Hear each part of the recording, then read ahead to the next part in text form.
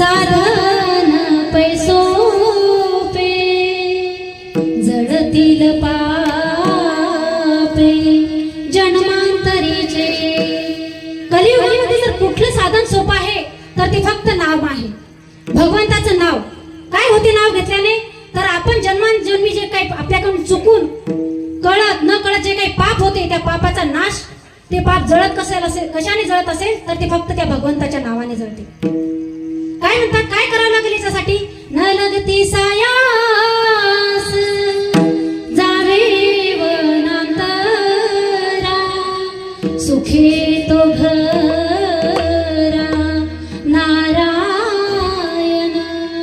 कुठेही जायचं काम नाही, त्या भगवान परमात्म्याला आपल्या अंतःकरणात जागा द्यायची। तो सुखाने आपल्या घरी येतो। घरी म्हणजे कोणतं घर? कोणतं? हे 4 भिंतींचं सिमेंट काँक्रीटचं घर बांधलेलं हे घर नाही, पंचमहाभूतापासून जे बनलेलं शरीर आहे, त्याच्यामध्ये जे आपला आत्मा आहे, जो हृदय आहे, त्या भगवंताला त्याच्यामध्ये बोलवाय भगवंत येतो। आपण त्याला जर त्याचं नाव घेतलं तर कुठेही जायचं काम नाही आपल्याला। परंतु ते नाव घेण्यासाठी मात्र आपलं चित्त जाग्यावर लागतं। काय म्हणतात तुकोबराया? ठाईचं बैसोनी कराय कचित आवडी अनंत आळवावा। एका जागेवर बसून आपण त्या भगवान परमात्म्याला चित्त एका ठिकाणावर ठेवून आळवायचं आहे। तुम्ही मला काय घ्यायचा हो मंत्र? कुठला मंत्र घ्यायचा? जगद्गुरु तुकोबारायांनी खुला मंत्र सांगितला आहे, राम कृष्ण हरी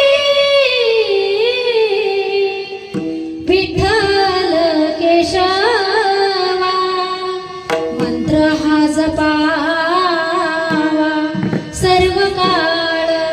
5 मंत्र सांगितलेले आहे, राम कृष्ण हरी आणि विठ्ठल आणि केशवा असे 5।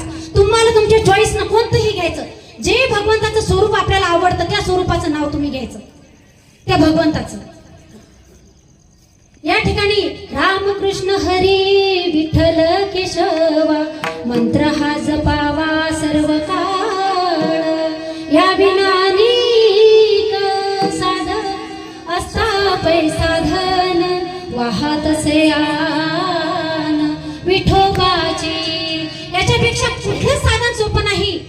जगद्गुरु तुकोबारायाच्या श्वासाश्वासाला विठ्ठलाचं नाव घेणारे जगद्गुरु तुकोबाराया त्या विठ्ठलाची शपथ घेऊन सांगतात, त्याच्यापेक्षा सोपं साधन नाहीये तुम्हाला। न लगती सायास जावे वनांतरा सुखे तो घरा नारायण। तुका मनी सोपे आहे सर्वाहोनी शहाणा तो धनी घेत असे। ज्याला तरुण जायचं आहे कलियुगामध्ये, जो शहाणा आहे,